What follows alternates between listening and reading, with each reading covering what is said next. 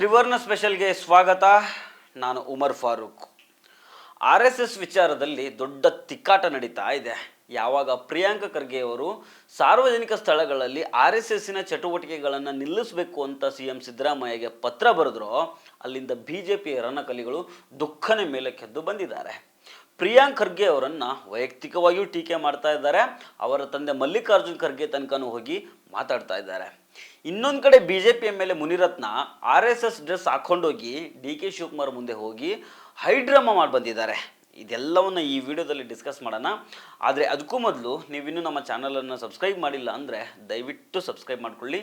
ಹಾಗೆ ಈ ವಿಡಿಯೋವನ್ನು ಕೊನೆ ತನಕ ಮಿಸ್ ಮಾಡದೆ ನೋಡಿ.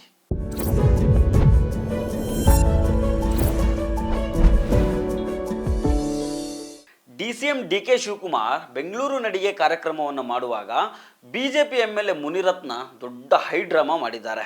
ಎದುರುಗಡೆ ಕೂತಿದ್ದ ಮುನಿರತ್ನರನ್ನ ನೋಡಿ ಕರಿಟೋಪಿ MLA ಬಾ ಅಂತ DK ಶಿವಕುಮಾರ್ ಕರೆದ ತಕ್ಷಣ ಮೈಕ್ ಕಿತ್ಕೊಂಡು ವೀರಾವೇಶದ ಮಾತುಗಳನ್ನು ಆಡಿದ್ದಾರೆ. ಒಮ್ಮೆ ನೋಡ್ಕೊಂಡ್ ಬನ್ನಿ ಅದನ್ನ. ಬೇರೆ ನಾಗರಿಕೆ MLA ಅವರು ಬಂದ್ರೆ ಈ ಕಡೆ ಕರಿಟೋಪಿ MLA ಈ ಕಡೆ ಹೊಸ ಕರಿಟೋಪಿ ಆಮೇಲೆ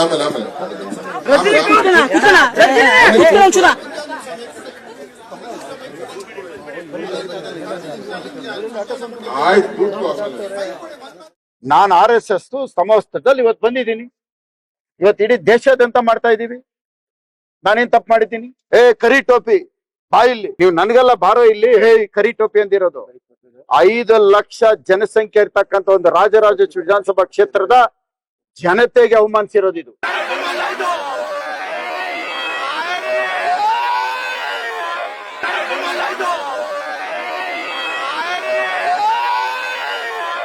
ಇವತ್ತು ನನಗೆ ಮಾಡಿರೋ ಅವಮಾನ ಅಲ್ಲ ಇದು. ಇಡೀ ರಾಷ್ಟ್ರೀಯ ಸ್ವಯಂ ಸೇವಕ ಸಂಘ ನಮ್ದೇನಿದೆ 100ನೇ ವರ್ಷದ್ದು, ಇವತ್ತು ನನಗೆ ಮಾಡಿರೋ ಅವಮಾನ, ಇಡೀ ನಮ್ಮ RSS ಮಾಡಿರೋ ಅವಮಾನ. ನನ್ನ ಈ RSS ಚಾಪ್ನ ಕಿತ್ಕೊಂಡಿದ್ದಾರೆ. ಮಾಡ್ಬೋದೇನ್ರಿ ಈ ಕೆಲಸ? DK ಶಿವಕುಮಾರ್ ಇವತ್ತು ಪದ ಬಳಕೆ ಮಾಡಿರೋಂಥದ್ದು ಕ್ಷಮೆ ಕೇಳಬೇಕು. ಅವ್ರಿಗೊಂದು ಮಾನವೀಯತೆ ಇದ್ರೆ ಅವ್ರು ಒಬ್ಬ ಶಾಸಕನಿಗೆ ಗೌರವ ಕೊಡಕ್ಕೆ ತಪ್ಪು ಮಾಡಿದ್ದಾರೆ. ಆದ್ರೆ RSS ಅವಮಾನ ಮಾಡಿದ್ದಾರೆ, ಅದಕ್ಕೆ ಕ್ಷಮೆ ಕೊಡ್ಬೇಕು. ಮುನಿರತ್ನರವರ ಈ ಹೈಡ್ರಾಮಾ ಇದೇನು ಮೊದಲಲ್ಲ. ಇದಕ್ಕಿಂತ ದೊಡ್ಡ ದೊಡ್ಡ ಕಾಂಟ್ರವರ್ಸಿಗಳು ಮುನಿರತ್ನ ಮೇಲೆ ಬಂದಿದ್ದಾವೆ. ಈ ಮೊದಲೊಮ್ಮೆ ಮೊಟ್ಟೆ ಹೊಡ್ಸ್ಕೊಂಡು ಹಾಸ್ಪಿಟಲ್ಗೆ ಅಡ್ಮಿಟ್ ಆಗಿದ್ರು. ಮೊಟ್ಟೆ ಹೊಡ್ಸ್ಕೊಂಡಿದ್ದಕ್ಕೆ ಹಾಸ್ಪಿಟಲ್ಗೆ ಅಡ್ಮಿಟ್ ಆದ ಜಗತ್ತಿನ ಏಕೈಕ ಮತ್ತು ಮೊದಲ ವ್ಯಕ್ತಿ ಅನ್ನೋ ಥರ ಸೋಷಿಯಲ್ ಮೀಡಿಯಾದಲ್ಲಿ ಮುನಿರತ್ನ ಸಾಹೇಬರನ್ನ ಟ್ರೋಲ್ ಮಾಡಲಾಗಿತ್ತು. ಇದಾದ್ಮೇಲೆ ಹನಿ ಟ್ರ್ಯಾಪ್ ಆರೋಪ, ಏಡ್ಸ್ ಇಂಜೆಕ್ಟ್ ಮಾಡಿದ ಆರೋಪ, ದಲಿತ ಮತ್ತು ಒಕ್ಕಲಿಗರಿಗೆ ಅವಾಚ್ಯ ಪದಗಳಿಂದ ನಿಂದಿಸಿದ ಆರೋಪ, ಹೀಗೆ ಸಿಕ್ಕಾಪಟ್ಟೆ ಕಾಂಟ್ರವರ್ಸಿಗಳನ್ನು ಮುನಿರತ್ನ ಫೇಸ್ ಮಾಡಿದರು. ಕೊನೆಗೆ ಜೈಲಿಗೂ ಹೋಗಿ ಬಂದರು. ಈಗ ಫ್ರೆಶ್ ಕಾಂಟ್ರವರ್ಸಿಯಲ್ಲಿದ್ದಾರೆ. RSS ಯೂನಿಫಾರ್ಮ್ ಹಾಕ್ಕೊಂಡು DK ಶಿವಕುಮಾರ್ ಅವರಿದ್ದ ಪ್ರೋಗ್ರಾಮಿಗೆ ಬಂದು ಅಲ್ಲಿ ಕುಸುಮ ಹನುಮಂತರಾಯಪ್ಪ ವಿರುದ್ಧನೂ ಕೂಗಾಡಿ ಹೈಡ್ರಾಮಾ ಮಾಡಿದ್ದಾರೆ. ಇದರ ನಡುವೆ ಪ್ರಿಯಾಂಕ್ ಖರ್ಗೆ ಅವರು CM ಸಿದ್ದರಾಮಯ್ಯನವರಿಗೆ ಬರೆದ ಒಂದು ಪತ್ರ ಭಾರಿ ಸುದ್ದಿ ಆಯಿತು. ಸರ್ಕಾರಿ ಶಾಲೆ ಕಾಲೇಜು ಆವರಣಗಳನ್ನು ಸೇರಿದಂಗೆ ಯಾವುದೇ ರೀತಿಯ ಸಾರ್ವಜನಿಕ ಸ್ಥಳಗಳಲ್ಲಿ RSSನ ಕಾರ್ಯಚಟುವಟಿಕೆಗಳಿಗೆ ಬ್ರೇಕ್ ಹಾಕಬೇಕು, ಅಂದರೆ ನಿಷೇಧ ಮಾಡಬೇಕು ಅಂತ ಪತ್ರ ಬರೆದ್ರು. ತಮಿಳುನಾಡಿನಲ್ಲಿ ಈ ಕಾನೂನು ಆಲ್ರೆಡಿ ಇದೆ. ಅದೇ ರೀತಿ ಇಲ್ಲೂ ಮಾಡಬೇಕು ಅನ್ನೋ ಆಗ್ರಹವನ್ನು ಮಾಡಿದರು. ಇದಾದ ಬೆನ್ನಲ್ಲೇ ಕೇಸರಿ ಕಲಿಗಳು ರೊಚ್ಚಿಗೆದ್ದು ಬಿಟ್ಟಿದ್ದಾರೆ. ಪ್ರಿಯಾಂಕ್ ಖರ್ಗೆ ವಿರುದ್ಧ ಹಿಗ್ಗಾಮುಗ್ಗ ವಾಗ್ದಾಳಿನ ಶುರು ಮಾಡಿದ್ದಾರೆ. ಯಾವ ರೀತಿ ಅಂತಂದರೆ ರಾಜಕಾರಣ ಬಿಟ್ಟು ಪರ್ಸ್ನಲಿ ಟಾರ್ಗೆಟ್ ಮಾಡಿದರು. ಅವರ ತಂದೆ ಮಲ್ಲಿಕಾರ್ಜುನ್ ಖರ್ಗೆ ತನಕ ಹೋಗಿ ಮಾತಾಡಿದ್ರು. ಕೇಳಿಸ್ಕೊಳ್ಳುವೊಮ್ಮೆ ಯಾರೇನಂದ್ರು ಅಂತ. RSS ಬಗ್ಗೆ ಮಾತಾಡಬೇಕಾದ್ರೆ ಯೋಗ್ಯತೆ ಬೇಕು. RSS ರಾಷ್ಟ್ರ ಪ್ರೇಮವನ್ನ ಕಲಿಸುವಂತ ಒಂದು ಸಂಸ್ಥೆ. ಈ ಗ್ರೌಂಡ್ಗಳು, ಸರ್ಕಾರಿ ಆಟದ ಮೈದಾನಗಳೇನಿದೆ, ಅದು ನಮ್ಮ ಅಪ್ಪನ ಆಸ್ತಿನೂ ಅಲ್ಲ, ಕಾಂಗ್ರೆಸ್ ಅವರ ಅಪ್ಪನ ಆಸ್ತಿನೂ ಅಲ್ಲ. ಅದು ಪಬ್ಲಿಕ್, ಯಾರು ಬೇಕಾದ್ರೂ ಹೋಗ್ಬೋದು. ಪಬ್ಲಿಕ್ ಪ್ಲೇಸ್ ಅದು. ನಿಮ್ಮನ್ನೇನು ಕೇಳಿ ಹೋಗೋ ಅಂತ ಅವಶ್ಯಕತೆ ಇಲ್ಲ. ನಿಮ್ ತಾಕತ್ತಿದ್ರೆ ಮಾಡ್ರಿ. ನಾನೇ ಹೋಗ್ತೀನಿ ಅಲ್ಲಿ, ನಾನೇ ಮಾಡ್ತೀನಿ RSS. ನೀವ್ ಯಾವ ಜಾಗನ ಬ್ಯಾನ್ ಮಾಡ್ತಿರೋ ನಾನೇ ಹೋಗ್ತೀನಿ. ನಿಮ್ ತಾಕತ್ತಿದ್ರೆ ಮುಟ್ಟಿ ನನ್ನ ನೋಡೋಣ, ನಿಮ್ ಧೈರ್ಯ ಇದ್ರೆ ಮುಟ್ಟಿ ನೋಡೋಣ ನನ್ನ. ಇದೆಯಾ ನಿನ್ಗೆ? ಈ ದೇಶದ ಪ್ರಧಾನಿನೇ RSS ಅಂತ ಹೇಳಿದ್ಮೇಲೆ ನೀವ್ ಯಾರ್ರಿ ನೀವು? ಸಂವಿಧಾನಾತ್ಮಕವಾಗಿಯೇ ರಾಷ್ಟ್ರೀಯ ಸ್ವಯಂ ಸೇವಕ ಸಂಘ ಶಾಖೆಯನ್ನು ನಡೆಸ್ತಾ ಇದೆ. ಸಾರ್ವಜನಿಕ ಸ್ಥಳ ಅನ್ನೋದೇ ಯಾರಪ್ಪನ ಆಸ್ತಿ ಅಲ್ಲ. ಸಾರ್ವಜನಿಕ ಅಂದ್ರೆ ಪ್ರತಿಯೊಬ್ಬ ಭಾರತೀಯನ ಆಸ್ತಿ ಅದು. ಯಾರ ಅಪ್ಪನ ಆಸ್ತಿ ಅಂತ ಪ್ರಿಯಾಂಕರ್ಗೆ ಭಾವಿಸುತ್ತಿದ್ದಂಗೆ ಕಾಣುತ್ತೆ. ಯಾರ ಅಪ್ಪನ ಆಸ್ತಿಯೂ ಅಲ್ಲ ಸಾರ್ವಜನಿಕ ಸ್ಥಳ, ಅದು ಪ್ರತಿಯೊಬ್ಬರಿಗೂ ಸೇರಿದ್ದು, ದೇಶದ ಪ್ರತಿಯೊಬ್ಬರಿಗೂ ಸೇರಿದ್ದು.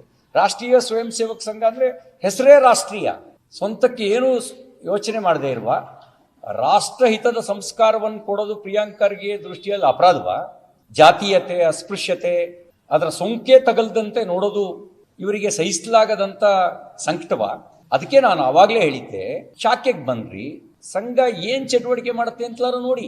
ರಾಷ್ಟ್ರಭಕ್ತಿಯ ಶಿಕ್ಷಣ ಕೊಡೋದು ನಿಮ್ ದೃಷ್ಟಿಯಲ್ಲಿ ಅಪರಾಧ ಆಗೋದಾದ್ರೆ ಬದಲಾಗಬೇಕಾಗಿರೋ ನೀವು, ಬದಲಾಯಿಸ್ಕೋಬೇಕಾಗಿರೋ ನಿಮ್ಮ ಮನಸ್ಥಿತಿಯನ್ನ. ಕಾಂಗ್ರೆಸ್ ಪಕ್ಷ ಕೇವಲ ವೋಟ್ ಬ್ಯಾಂಕ್ಗಾಗಿ, ನಿಮ್ಮ ತೆವಲುಗಳಿಗಾಗಿ ದೇಶವನ್ನ ಒಡೆಯತಕ್ಕಂತ ಕೆಲಸವನ್ನ ನೀವು ಮಾಡ್ತಿದ್ದೀರಿ. RSS ದೇಶ ಒಡೆಯುವ ಕೆಲಸವನ್ನ ಯಾವತ್ತೂ ಮಾಡೋದಿಲ್ಲ. ನಮಗೆ ನಾವು ಭಾರತ್ ಮಾತಾ ಕಿ ಜೈ ಅಂದ್ರೆ ನೀವೇನಂತೀರಿ? ಇಂದಿರಾ ಗಾಂಧಿ, ಸೋನಿಯಾ ಗಾಂಧಿ, ಪ್ರಿಯಾಂಕಾ ಗಾಂಧಿಗೆ ಜೈ ಅಂತೀರಿ ನೀವು. ನಮ್ಮದು ಅದಿಲ್ಲ. ನಾವು ಬಾಬಾ ಸಾಹೇಬ್ ಅಂಬೇಡ್ಕರ್ ರವರಿಗೆ, ಬಸವಣ್ಣನವರಿಗೆ ಜೈ ಅಂದ್ರೆ ನೀವು ರಾಹುಲ್ ಗಾಂಧಿ, ರಾಜೀವ್ ಗಾಂಧಿ ಜಿಂದಾಬಾದ್ ಅಂತೀರಿ. ನಮಗೂ ನಿಮಗೂ ಇರ್ತಕ್ಕಂಥ ವ್ಯತ್ಯಾಸ ಇದು. ಯಾಕೆಂತಂದ್ರೆ ದೇಶಕ್ಕಾಗಿ ಬದುಕುವ RSS ಅನ್ನ ನೀವು ಬ್ಯಾನ್ ಮಾಡ್ಲಿಕ್ಕೆ ಆಗೋದಿಲ್ಲ. ನೀವು ಮಾತ್ರ ಅಲ್ಲ, ಹಿಂದೆ ಬಹಳಷ್ಟು ಕಾಂಗ್ರೆಸ್ನವರು ಪ್ರಯತ್ನ ಮಾಡಿ ಆಗಿದೆ, ಬ್ಯಾನ್ ಮಾಡಿ ಮತ್ತೆ ವಾಪಸ್ ಸುಮ್ಮನೆ ತೆಗೆದುಕೊಂಡಿದ್ದು ಉಂಟು. ಇದಾದ್ಮೇಲೆ ಪ್ರಿಯಾಂಕ್ ಖರ್ಗೆ ಅವರೇನು ಸುಮ್ಮನೆ ಕೂತಿಲ್ಲ. ಯಾರೇನೆಲ್ಲ ಮಾತಾಡಿದಾರೋ ಅವ್ರಿಗೆಲ್ಲ ತಿರುಗೇಟು ಕೊಟ್ಟಿದ್ದಾರೆ. ನಾನು ಹಿಂದೂ ಧರ್ಮದ ವಿರೋಧಿ ಅಲ್ಲ ಅನ್ನೋದನ್ನ ಸ್ಪಷ್ಟವಾಗಿ ಹೇಳಿದ್ದಾರೆ. ಆದರೆ RSSಗೆ ಕಡು ವಿರೋಧಿ ಅನ್ನೋದನ್ನ ಮತ್ತೊಮ್ಮೆ ಸ್ಫಟಿಕದಷ್ಟೇ ಸ್ಪಷ್ಟವಾಗಿ ಹೇಳಿದ್ದಾರೆ. ಕೇಳಿಸ್ಕೊಳ್ಳಿ ಒಮ್ಮೆ ಪ್ರಿಯಾಂಕ್ ಖರ್ಗೆ ಅವ್ರು ಏನು ಹೇಳಿದ್ರು ಅಂತ.